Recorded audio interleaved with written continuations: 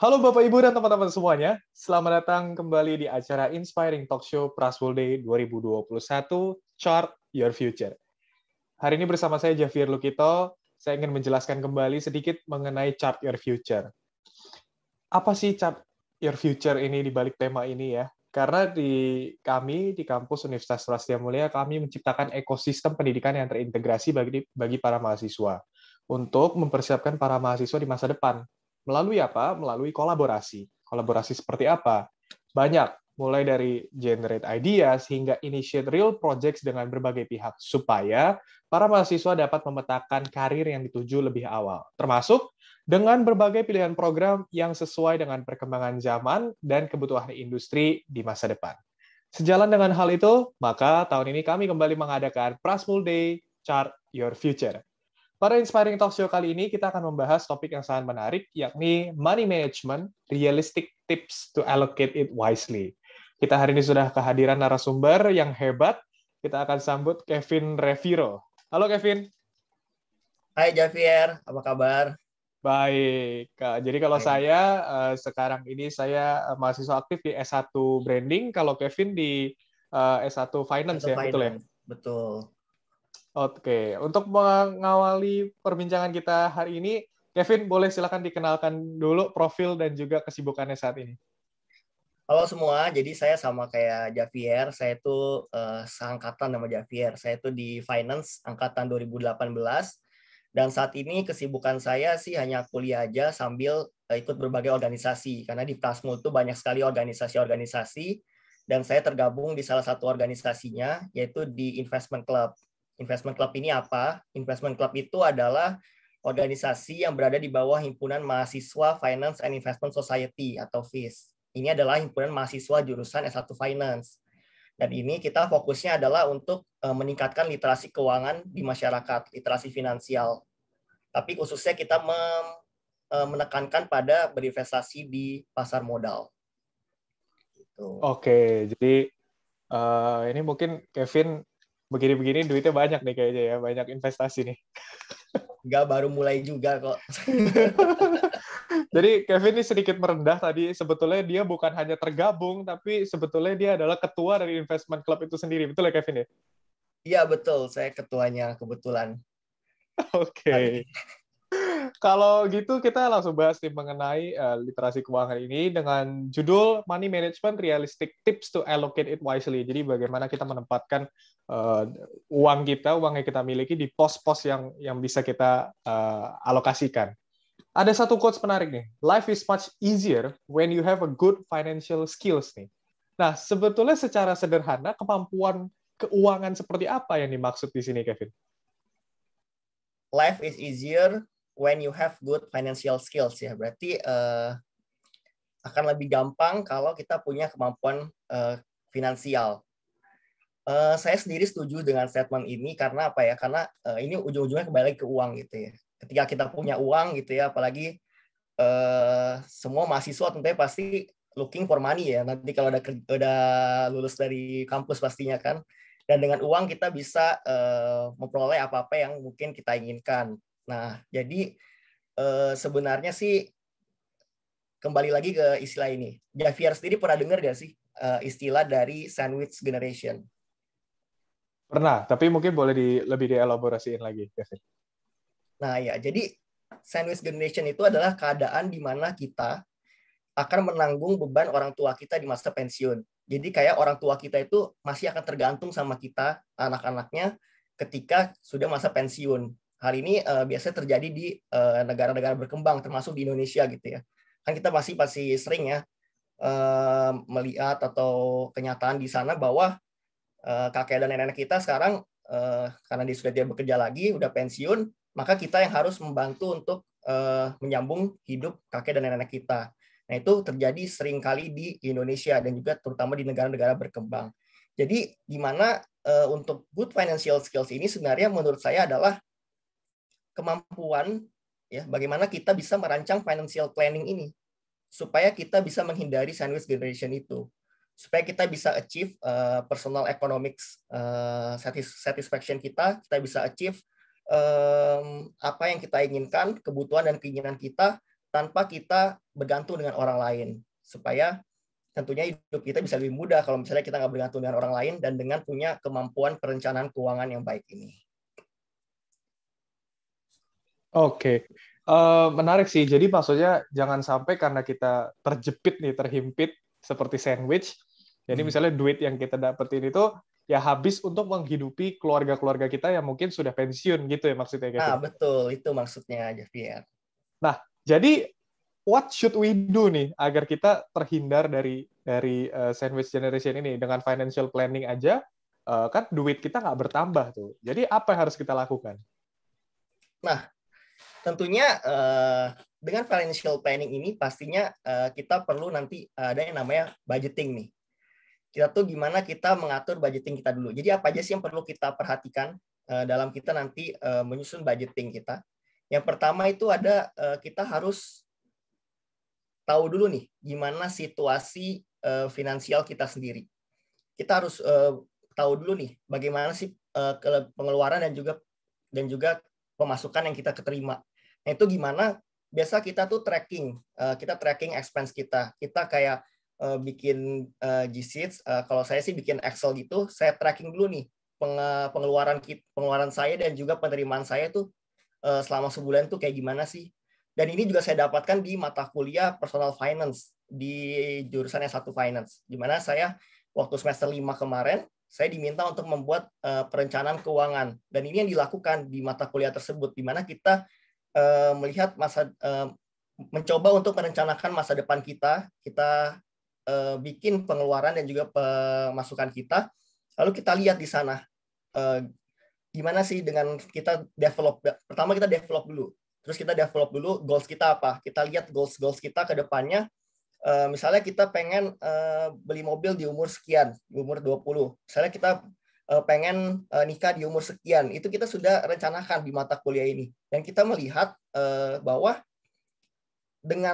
dan bahkan saya surprise gitu, melihat pengeluaran saya ini nggak bakal bisa gitu direalisasikan kalau misalnya nggak ada money management yang baik dan juga nggak ada investasi gitu ya. Jadi itu nggak bakal mungkin terjadi setelah itu.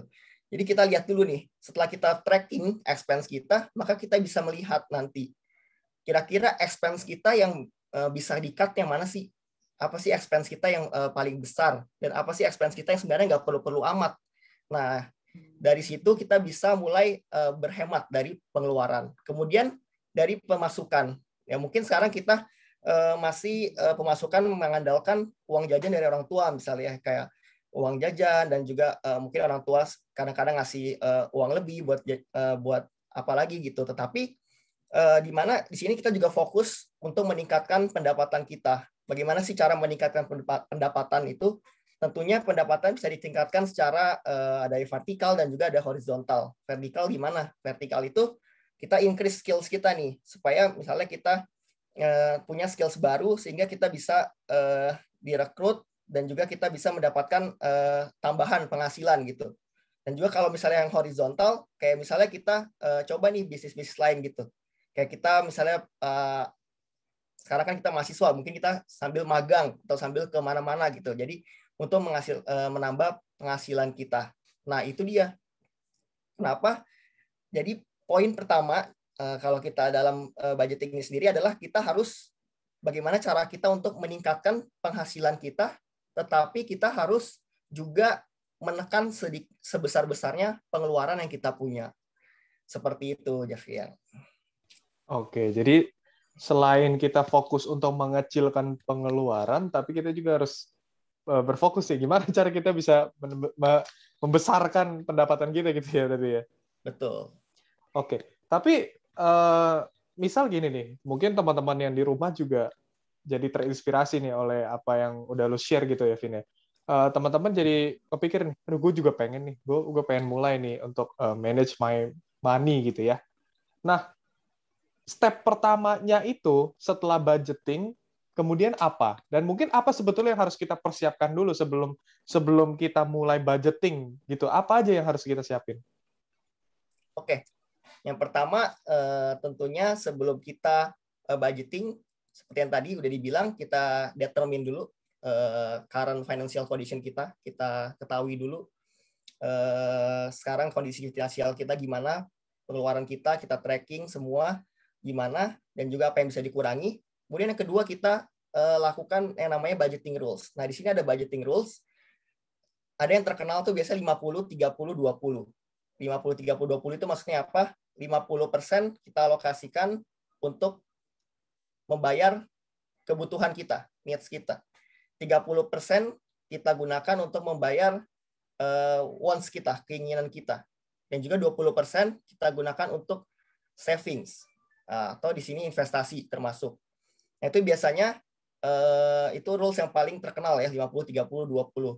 Tetapi kalau misalnya kita sebagai mahasiswa, kita misalnya uang jajan masih terbatas, tentunya itu nggak harus terpaku ke 50-30-20 tersebut. Kalau dari pengalaman saya dulu waktu masih kuliah pun, masih SMA maksud saya tuh tetap juga mengisikan, tetapi nggak 20%, nggak sebanyak itu, karena kan memang uang jajan saya mungkin nggak sebanyak itu juga. Saya cuma dikasih beberapa dan juga habis untuk pengeluaran konsumtif lainnya. Tapi saya punya komitmen nih.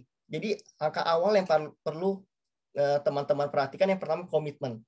Kita harus komitmen dulu, gimana kita bisa nyisihin 10% aja deh dari pemasukan kita untuk kita savings.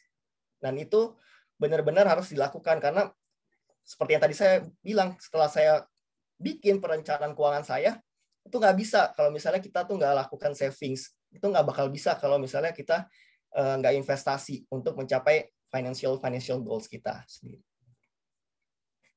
Jadi yang paling penting komitmen dulu nih. Komitmen ya, oke. Nah, sebetulnya kan kadang sulit nih, Vin, terutama buat teman-teman yang mungkin masih mengandalkan uang jajan dari orang tua ya, itu misalnya belum ada pendapatan yang pasti, atau mungkin untuk freelancer lah. Kadang kan nggak menentu nih, bulan ini dapat berapa, bulan depan dapat berapa. Nah, itu gimana cara nge-set budgeting-nya itu, Vin? Nah, sebenarnya nggak harus seberapa banyak seperti itu. Kayak misalnya bulan ini dapat 1 juta, bulan depan misalnya dapat 2 juta, bulan depan lagi 3 juta. Nah, itu nggak apa-apa angka-angka tersebut, tapi tetap ke rules yang tadi kita sudah sepakati itu. Misalnya 10% untuk savings. Komitmen dulu nih, 10% untuk savings. Jadi 10% benar-benar kalau misalnya kita bulan ini dapat 1 juta, ya udah kita komit 100 ribunya atau 10%-nya itu digunakan untuk nabung. Nggak boleh kita apa-apain nih duit. Pokoknya ini harus nabung, nggak boleh habis. Bulan depannya dapat 2 juta, lagi 10% dari 2 juta, 200 ribu. Jangan kita apa-apain, nggak boleh kita untuk pengeluaran kita konsumtif, kita komitmen supaya itu untuk ditabung. Berarti 200 ribu dari 10% dari 2 juta itu. Karena yang paling penting, kalau misalnya kita mau investasi atau mau money management, yang paling penting itu adalah pemasukan kita harus lebih besar dari pengeluaran dulu. Nggak boleh sampai pemasukan kita lebih besar, nggak boleh sampai pengeluaran kita lebih besar dari pemasukan kita. Kalau pengeluaran kita lebih besar dari pemasukan kita nggak bisa savings, nggak bisa investasi, dan itu money manajemennya juga nggak baik. Gitu. Oke, nah tadi kan disebutkan 50-30-20, 50 untuk needs, 30 untuk wants. Tapi banyak nih, Vin, orang-orang nih yang nggak bisa bedain antara needs sama wants, terus dia jadi bilang, nggak bisa, gue kalau pakai 50% untuk needs gue nggak cukup. Padahal needs yang dia maksud tuh ada termasuk wants-nya di dalam. Nah, sebetulnya lu sebagai orang yang udah lama nih berkecimpung di money management ini, bagaimana sih cara membedakan needs dan wants itu? Nah, bener banget. Nah, itu gue juga sebenarnya sering-sering ketuker gitu. Kayak, misalnya, kayak gue hobi minum bubble tea gitu. Sebenarnya itu kan bukan yang namanya wants ya. Itu kan sebenarnya itu bukan namanya needs ya. Itu bukan kebutuhan ya. Sebenarnya itu adalah keinginan kan. Kayak misalnya kita makan di restoran mahal, misalnya kayak misalnya all you can eat deh. Itu kan pasti mahal, dan itu sebenarnya itu bukanlah bagian dari kebutuhan kita. Itu sebenarnya adalah bagian dari keinginan kita. Nah, itu sebenarnya yang kadang-kadang orang salah persepsi nih. Kayak misalnya kan ini all you can eat buat makan. Makan itu kan kebutuhan pokok. Jadi harusnya sebenarnya ini masuk ke wants, masuk ke needs nih. Padahal sebenarnya enggak, itu adalah wants. Sebenarnya dengan kita tidak makan di sana, itu kan sebenarnya itu bisa kita ganti ke tempat-tempat lain. Kayak misalnya nggak harus di all you can eat. Kayak misalnya kita makan aja biasa kayak di kantin. di kantin Praspol atau misalnya di kantin sekolah atau makan di mana gitu kan. Nggak harus yang sampai mahal seperti itu. Nah, itu sebenarnya makanya ini adalah manajemen kita bagaimana kita bisa menunda kenikmatan kita, gimana kita sebisa mungkin bisa mengkontrol diri kita supaya jangan wants-nya mulu nih yang kebanyakan, tapi sebenarnya harusnya needs-nya. Dan baru nanti misalnya kalau misalnya needs-nya dan juga wants-nya sudah terpenuhi, kayak misalnya masih ada sisa, nah baru tuh boleh kita gunakan untuk kita konsumtif gitu. Jadi kita utamakan dulu nih rules kita nih. Yang tadi 50%, 50, 30, 20 itu. 80% untuk pengeluaran konsumtif. Nah, misalnya dari 80% itu ternyata masih ada sisa, ya itu boleh baru kita buat terserah kita buat apapun, buat misalnya foya-foya atau buat perilaku konsumtif lainnya. Yang penting kita komitmen dulu menjatakan segitu. Oke, jadi soalnya bener sih, kayak misalnya tuntutan lingkungan nih. Wah, gue lihat dia beli ini, beli itu. Gue juga butuh nih, jadi tiba-tiba jadi needs gitu, padahal itu wants. Iya, padahal itu wants bukan needs. Iya, iya, iya. Oke, tapi kalau misalnya ada orang nih ya yang jadi merasa bahwa gue kalau dapat duit, gue maunya itu 50-nya ini lebih gede, misalnya 50 itu kurang gitu. Nah, boleh nggak sih kalau dia mengalokasikannya jadi misalnya needs-nya jadi 60 gitu misalnya. Tapi yang 20-nya ini dia potong jadi tinggal 10. Itu boleh nggak sih, Vin? Nah, itu sebenarnya kembali lagi ke goals setiap orang ya. Gimana pasti semua orang ketika menabung, ketika dia memutus untuk savings, pasti itu ada goals yang ingin dia capai. Misalnya untuk mencapai dana darurat misalnya. Jadi sebenarnya yang saya ketahui ya di jurusan S1 Finance di perkuliahan itu setiap orang sebenarnya harus punya dana darurat atau emergency fund itu 6 kali dari pengeluaran dia. Jadi misalnya tadi kita pengeluaran setiap bulan misalnya 2 juta deh, anggap. Artinya kita harus punya dana darurat 6 kali lipat dari 2 juta tersebut. 12 juta tersebut. Nah, ini dia. Pertanyaannya, orang ini sudah punya dana darurat sudah mencapai dana darurat dia belum? Misalnya orang ini mau mengurangi porsi savings-nya. Kalau misalnya dia udah punya dana darurat, dia udah punya cadangan dan itu udah dipenuhi, menurut saya oke, dia masih boleh lah untuk mengurangi kepemilikan dari savings-nya itu. Misalnya presentase dari savings-nya itu, misalnya dari 20%, dia turunin jadi 10%. It's okay, tapi yang penting tetap harus menabung, tetap harus ada savings-nya. Karena ini kan untuk masa depan. Ya kan, bagaimana kita kan ngelihat juga nih, misalnya jangan sampai kita nanti di masa depan, karena kita hari ini kita hura-hura, kita nggak allocate money management kita dengan wisely, nanti di masa depan kita jadi tergantung dengan orang lain dan juga tergantung sama anak-anak kita. Jadi itu sih sebenarnya, apabila dia udah bisa mencapai goals-nya dia, it's okay untuk bisa mengurangi persentase tersebut. Oke, sebaliknya nih, ini orang ekstrim banget nih, karena dia emang bawaannya pelit gitu misalnya, dia sangat memikirkan masa depan nih. Jadinya dia nggak pakai, dia pakai 50, 30, 20 nih, tapi 50-nya tuh savings gitu misalnya. Itu boleh nggak? Atau terlalu ekstrim? Sebenarnya itu yang dilakukan saya sekarang. Saya pun sekarang savings-nya 50%. Kenapa? Karena kan sekarang kita tahu ya lagi pandemi gini, lagi PPKM gini kan di rumah doang gitu. Dan juga pengeluaran saya tentunya lebih kecil dari biasanya. Yang waktu itu misalnya saya harus ngekos ketika kampus, kan saya hidup mandiri gitu. Sekarang saya di rumah, makan juga saya masih sama orang tua yang masakin. Nah, tentunya pengeluaran saya jadi lebih kecil. Dan saya bingung nih, uang saya nganggur begini, mau saya apain ya? Tentunya saya masukin semua untuk savings ya, terutama ke savings yang ya adalah instrumen-instrumen investasi, nanti kita bahas lebih lanjut. Nah, sebenarnya menurut saya itu nggak apa-apa gitu loh. Itu malah bagus kalau misalnya kita savings-nya lebih besar. Karena ini sebenarnya untuk masa depan kita gimana.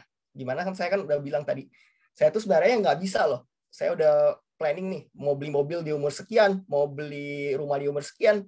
Ternyata nggak bisa kalau nggak savings, ternyata nggak bisa kalau nggak investasi. Makanya mumpung sekarang lagi pandemi corona seperti ini, pengeluaran saya menurun, ya udah savingsnya saya tingkatin aja sekarang. Karena kan semakin tinggi savingsnya tentunya returnnya hasil ke kita bakal lebih tinggi kan, dan mempercepat financial goal saya itu tercapai gitu.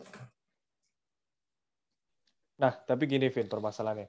Biasanya nih, ketika ini kita ngomong mungkin di situasi normal ya. Iya. Ketika orang pendapatannya atau penghasilannya meningkat, otomatis gaya hidupnya, pola pengeluarannya juga berubah nih, ikutan meningkat nih ya. Nah, jadi akan semakin banyak pula nih jumlah yang dibeli, jumlah pengeluarannya. Nah, sebetulnya apa sih yang harus kita lakukan ketika pendapatan kita meningkat? Apa yang harus kita lakukan secara bijak? Nah, ini kembali lagi ya. Ya pastinya sih, sebenarnya setiap orang pasti seperti itu. Semua orang yang pendapatannya meningkat, pasti kan merasa dia lebih punya banyak uang. Uang dia pasti lebih banyak yang nganggur ketika pendapatan dia meningkat. Nah ini dia. Bagaimana dia bisa secara bijaksana memanfaatkan uang-uang dia yang nganggur ini. Ada orang-orang yang uang-uang yang nganggur ini memang dia masukin ke tabungan. Ya, ada beberapa orang yang uang-uang nganggur ini malah dipakai lagi untuk kebutuhan mereka dia, untuk misalnya sama teman-teman ya hangout, bahkan traktir temannya dan lain-lain. Nah, sebenarnya kembali lagi, menyiasatinya adalah sebenarnya komitmen sendiri. Gimana kita udah punya goals, makanya kita harus set goals dulu. Kita sebenarnya harus punya goals. Ketika orang itu tahu dia udah punya goals yang ingin dia capai di umur-umur sekian, itu pasti mereka akan lebih aware untuk melakukan savings. Ya nggak apa-apa, menurut saya kalau misalnya pendapatan kita meningkat, ya memang kebutuhan kita, ya wants kita untuk meningkat itu wajar. Dan saya pun lakukan tersebut, apalagi sekarang masih muda kan. Kita harus happy-happy, harus senang-senang gitu ya. Saya sendiri pun misalnya pendapatan saya meningkat, ya pasti wants saya bakal meningkat juga. Saya bakal lebih banyak pakai untuk wants. Tetapi saya tetap gini, saya nggak akan lupa terhadap investasi dan savings. Jadi jangan sampai semua pendapatan yang meningkat tersebut langsung dipakai untuk wants semua. Tapi saya tetap sisihkan juga untuk savings. Nggak apa-apa gitu untuk wants, tapi jangan lupakan savings juga. Oke, jadi sebetulnya tetap balik ke itu ya, 50-30 tadi, 50-30-20 tadi ya. Jadi walaupun pendapatan meningkat, tetapi secara persentase langsung dialokasikan. Iya, betul. Karena itu adalah rules kita kan. Jadi mengikuti ya. Kalau misalnya pendapatan naik, ya. Oke. Mungkin sebetulnya rules itu juga nggak wajib ya, karena mungkin ada orang lain yang juga harus sisihkan, misalnya untuk sedekah, atau misalnya untuk agama, untuk apa dan sebagainya. Tapi biasanya kita berpatokan di 50-30-20 gitu ya, Vin? Betul. Memang Oke. itu nggak fix. Ada juga orang yang cuma 10%. Misalnya ada yang 40-30-20-10. Dan itu banyak-banyak sih sebenarnya. Dan itu kan sebenarnya rules-rules tersebut dibuatnya kan dari orang-orang yang memang udah sukses menerapkan hal tersebut, kayak misalnya Warren Buffett atau Lee Ka-shing, atau memang orang-orang yang memang udah paham mengenai money management dan berhasil melakukannya gitu. Jadi kita kan memang cuma ikutin best practice saja. Tapi kalau misalnya kita punya pemahaman kita sendiri, ya it's okay, it's no problem. Yang penting tetap ada savings atau investasinya yang harus kita alokasikan. Oke. Karena topik hari ini adalah realistic tips to allocate it wisely, maka secara realistis kita pengennya apa yang kita tabungkan itu menjadi lebih banyak ya, nggak segitu-segitu aja. Kalau kayak tadi kan kita selalu bahas savings. Tapi kalau cuman ditabung, ya akan segitu-segitu aja gitu. Nah, nggak bisa berkembang. Sementara kalau kita kan pengennya uang yang kita simpan itu bisa berkembang ya. Nah, berhubung lu adalah seorang ketua investment club nih, Vin. Pengen nanya nih, Ya. gimana sih sebetulnya cara memulai investasi di usia muda? Oke. Sebelumnya gue mau nanya dulu nih sama lu, Jav. Lu sendiri udah mulai investasi apa belum? Sejujurnya gue sekarang paling baru taruh di deposit-deposit gitu sih. Kalau investasi, ya pernah nyoba-nyoba lah, pernah nyoba saham, pernah nyoba kripto gitu. Ya, tapi sepertinya bukan happy ending gitu. Nah, jadi sebetulnya harusnya gimana sih? Oke, jadi begini. Sebenarnya kan gue juga di Prasmul, gue juga kan sebenarnya adalah tadi udah bergabung di investment club di Universitas Prasetya Mulia, dan itu gue tuh punya teman-teman yang memang wah keren banget dah kalau bisa dibilang. Udah bener-bener literasi finansialnya udah tinggi sejak kecil, dan juga sebenarnya udah aware terhadap instrumen investasi tersebut. Jadi kayak gimana ya? Gue bersyukur banget bisa dikelilingi sama teman-teman di investment club dan juga di jurusan S1 Finance yang memang benar-benar orangnya ini udah merencanakan masa depan dia. Dia benar-benar udah aware banget terhadap finansial dia. Makanya dia kayak invest. Dia alokasikan uang dia untuk berbagai instrumen investasi. Jadi instrumen investasi pun banyak. Instrumen investasi itu nggak cuma saham maupun kripto. Mungkin yang sekarang lagi booming kan itu kan, saham dan juga kripto. Tapi sebenarnya instrumen investasi itu ada banyak macam. Misalnya kayak gue bedain dari yang paling nggak beresiko deh. Yang paling nggak beresiko. Yang paling nggak beresiko itu adalah surat berharga negara. Kalau mungkin Javier tahu kan obligasi atau bond atau time deposit. Nah itu surat berharga negara itu sebenarnya kenapa nggak beresiko? Karena ini kan yang nerbitin negara gitu.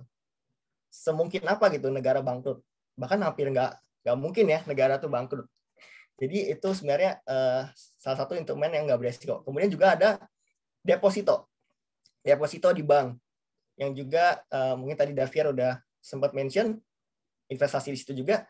Deposit itu juga yang nggak beresiko, karena dia fix. Setelah jatuh tempo, maka bakal dibayarin ke Javier dengan return yang sesuai dengan di awal.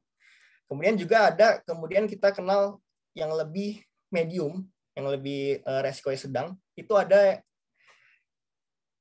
reksadana. Reksadana itu, kayak reksadana pun bermacam-macam. Ada reksadana pendapatan tetap, ada reksadana pasar uang, ada reksadana campuran, dan yang paling beresiko reksadana saham. Nah, kemudian kalau ditanya, yang mana nih? Mau di mana nih? Di reksadana apa di itu yang tadi risk free rate seperti SBN? Nah, itu kembali lagi sebenarnya gue nggak bisa kasih tahu yang mana, karena itu sebenarnya lebih ke pemahaman kalian gitu ya. Jadi investasi yang baik itu sebenarnya adalah investasi yang kalian paham dulu investasi tersebut. Kalau misalnya kalian memang lebih paham reksadana, ya udah reksadana gitu. Misalnya kalian lebih paham surat berharga negara, obligasi, bond dan lain-lain ya silakan investasi di situ.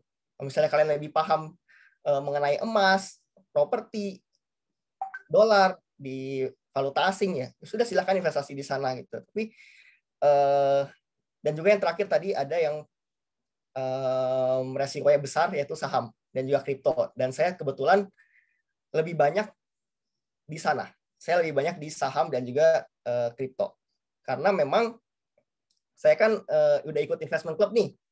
Udah ikut investment club, udah di jurusan S1 Finance. Saya itu tiap hari diajarin seperti itu. Benar-benar tiap hari diajarin tentang saham, tentang investing di jurusan S1 Finance, tentang apapun itu. Makanya saya sebenarnya merasa saya sudah lumayan paham dengan investasi di saham. Makanya saya paling banyak investasinya di saham. Tapi tips saya untuk para pemula yang memang baru mau mulai untuk berinvestasi, jangan ke yang langsung beresiko seperti saham maupun kripto tadi. Coba dulu lah yang resikonya rendah. Seperti tadi bond, surat berharga negara, maupun time deposit, reksadana. Itu mungkin bisa jadi pilihan terlebih dahulu. Kalau mau main ke saham nggak apa-apa, tapi ya presentasenya. Presentasinya dikecilin aja. Misalnya di saham 10%, misalnya di reksadana 40%, dan juga misalnya di time deposit ataupun bond 50%. Nah, itu presentasinya aja kita mainin gitu. Karena saham itu sangat berbahaya dan juga kripto itu sangat berbahaya kalau misalnya kalian memang benar-benar belum tahu. Ya, jadi kalau kalian belum tahu, itu sebenarnya kalian tuh sebenarnya bukan investasi. Kalian itu adalah spekulasi. Ya, bukan investasi tapi spekulasi. Tapi kalau kalian udah paham baru namanya investasi. Nah, kalau gue sendiri, gue buka-bukaan aja. Gue sekarang investasinya itu 50% di saham, 30% di kripto, dan juga 20% di SBN, obligasi, surat berharga obligasi. Kenapa gini? Sebenarnya karena gue udah punya pemahaman, maka gue sebenarnya nggak perlu middleman gitu. Sebenarnya kalau kalian itu misalnya investasi di bank, misalnya di time deposit, itu uang kalian nanti akan dipakai lagi sama bank untuk dialokasikan ke instrumen investasi lainnya. Sama juga dengan halnya reksadana. Misalnya kalian sudah taruh duit di reksadana. Nah, itu nanti mereka akan alokasikan lagi. Mereka tuh bakal mainin lagi duit kalian, investasi lagi duit kalian di instrumen investasi lainnya. Nah, kalau misalnya kalian udah punya pemahaman, kenapa kalian harus punya middleman gitu? Makanya gue sekarang tuh udah nggak main yang ada middleman. Jadi kayak misalnya reksadana itu kan dimainin orang. Dimainin sama manajer investasi. Itu artinya ada middleman. Nah, kalau gue kan udah paham dulu nih, udah kuliah 3 tahun, udah semester 6 di S1 Finance, udah ikut organisasi investment club yang tiap hari belajarnya mengenai seperti itu. Jadi gue udah nggak lagi di middleman. Udah nggak lagi yang pakai middleman, kayak reksadana dan deposito. Tapi gue langsung ke investasi langsung, ke sahamnya, ke kriptonya, ke juga obligasi negara Republik Indonesia-nya. Nah, itu. Jadi gue tuh udah nggak mau pakai middleman karena udah merasa udah punya pengetahuan yang cukup. Nah, kalau misalnya kalian udah punya pengetahuan yang cukup, ya silakan kalian langsung nggak perlu pakai reksadana lagi atau middleman lagi untuk alokasi investasinya. Dan satu hal yang mau gue kasih tahu sekarang, itu sebenarnya kalian tahu nggak sih sekarang obligasi Republik Indonesia atau SBN itu sekarang yang megang paling banyak itu adalah siapa? Adalah bank. Jadi kalian taruh duit kalian di bank, bank itu taruh duit kalian lagi di ORI. Pertanyaan saya, kenapa nggak langsung kalian taruh di ORI? Kalau banknya sendiri taruh duit kalian di ORI, di obligasi Republik Indonesia. Nah, kalian tahu sendiri, sekarang bunga deposito bank BCA ya, kurang lebih 3%. Sedangkan kalau kalian taruh di obligasi, kuponnya kurang lebih 6%. Jadi bank itu kasih kalian imbal hasil 3%, padahal dia dapat dari SBN, dari obligasi itu 6%. Jadi yang pinter siapa? Yang pinter banknya. Makanya itu yang saya udah nggak mau lakukan lagi. Sekarang sih saya udah nggak mau taruh duit saya di bank, udah nggak mau taruh duit saya di time deposit, tapi mending aja saya langsung ke sana gitu. Karena saya ngelihat itu. Dan saya tahu ini dari mana? Ini insight yang diberikan dari guest lecture. Jadi kalau kalian tahu di Universitas Prasetya Mulia tuh sering ada kuliah tamu guest lecture. Nah, waktu itu kedatangan guest lecture dari Bank Mandiri Sekuritas, dan dia head of fixed income. Nah, dia jelaskan di sana kalau sebenarnya tuh duit-duit kita tuh sekarang tuh lagi ditaruh di sana. Jadi benar-benar kuliah di Prasmul tuh dapat insight, dapat pengalaman, dan dapat juga pengetahuan yang benar-benar mahal gitu. Jadi kita benar-benar keren banget sih. Gue nggak nyesel sih bisa masuk jurusan finance, dan teman-temannya juga seru-seru banget. I see, oke. Walaupun mungkin sekarang lo udah alokasi duit lo ke investment yang lebih high risk ya, tapi itu kan bertahap ya, Vin ya. Jadi mungkin buat teman-teman yang baru pemula, ingat juga gitu bahwa di situ ada high return, tapi jangan lupa ada high risk juga. Makanya kalau misalnya kalian belum mendapatkan insight yang cukup atau bekal yang cukup, mulailah dari bawah. Nanti one day semoga lo pada bisa kayak Kevin nih, yang udah mainnya di high risk. Thank you banget, Vin, untuk obrolan kita hari ini. Semoga teman-teman yang nonton di episode hari ini yang di Money Management Realistic Tips to Allocate It Wisely mendapatkan insight dari seorang Kevin Reviro. Thank you banget, Vin. Dan juga untuk teman-teman semuanya, jangan kemana-mana. Stay tune terus di website ini karena teman-teman bisa explore whole S1, S2, atau juga S3 untuk bisa eksplorasi berbagai jurusan di Universitas Prasetya Mulia yang future oriented. Dan juga jangan lupa untuk visit mission room, di mana peserta atau teman-teman bisa mengeksplor kegiatan non-akademik dan juga organisasi yang ada di Universitas Prastia Mulia.